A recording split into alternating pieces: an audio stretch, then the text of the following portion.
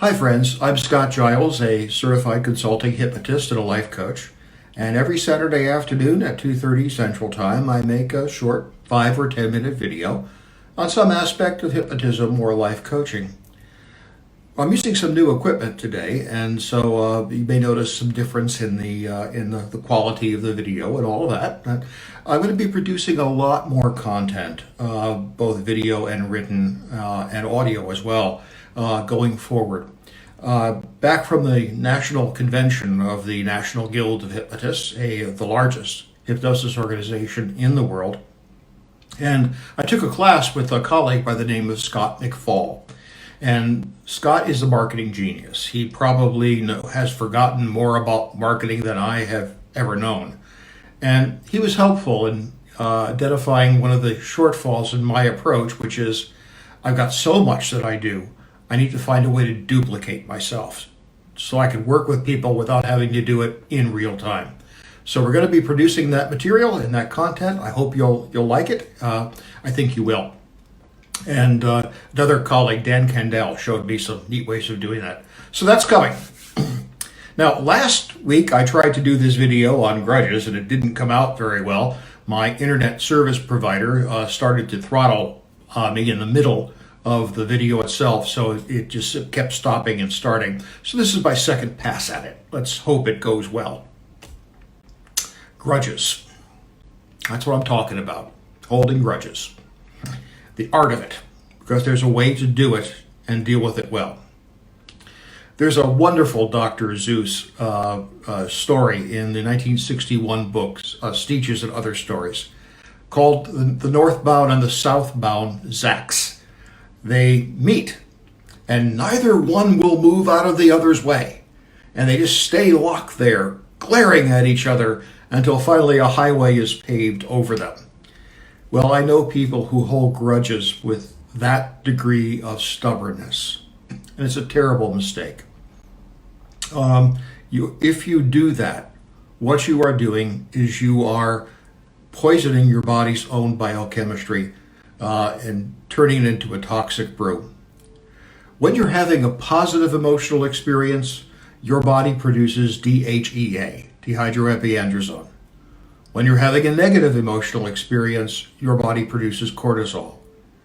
Once produced, cortisol stays around a long time, has a half-life of 12 hours, and it takes 5 half-lives, 60 hours, to get that completely out of your blood. And what that cortisol does, well, it does a lot of things, but one of the things it does is it's toxic to the chemicals in your brain that are used to feel good.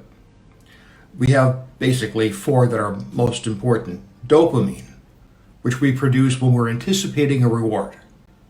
Serotonin, this is what we're producing when we feel calm and empowered. Oxytocin, when we feel loved or a sense of belonging. And the endorphins, when we feel exhilarated. And cortisol undermines every one of those, and it stays in the body a long time. So negative emotional experiences, like holding grudges, cast a long psychophysiological shadow in the human body. Now, those of you who know my work know that one of the big areas of focus in my practice is oncology. I've worked with cancer patients extensively for 30 years. Cancer, we know that stress is a factor in cancer. I don't think it's causal. But if you're very stressed, it certainly can help cancer get established in your body. At the top of the DNA molecule, there are structures called telomeres. And the longer they are, the more protection you have against inflammatory conditions. And cancer is increasingly understood as an inflammatory condition.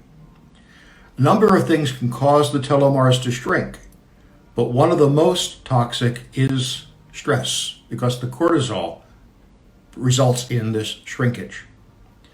And in my many, many years of working with people who are living with cancer, I've concluded that the most dangerous emotional state for someone living with cancer or at risk for cancer is resentment.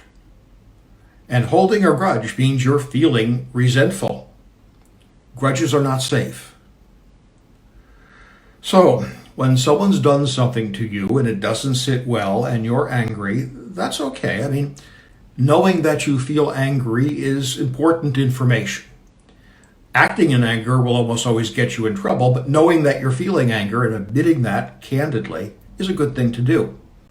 But sitting there stewing, that's bad news. Pumping out cortisol, defeating your possibility of happiness by changing the biochemistry of your body's landscape, bad idea.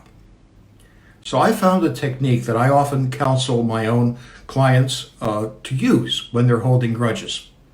And this is the art of holding grudges. Write them down.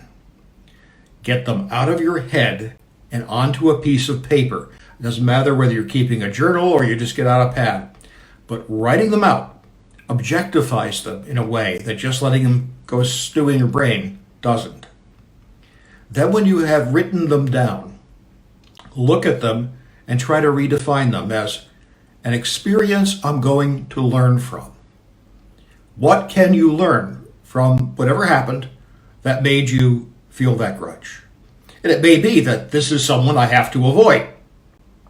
It is, avoiding someone who is bad for your emotional health is wisdom, not weakness. So that's okay.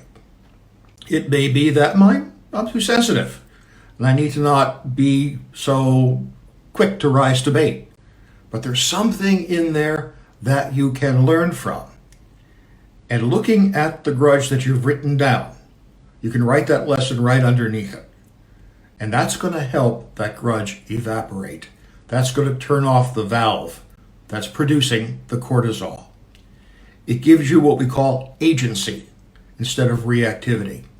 You're doing something deliberate about feeling the grudge to deal with it. Much healthier than just stewing in a toxic environment of hormones.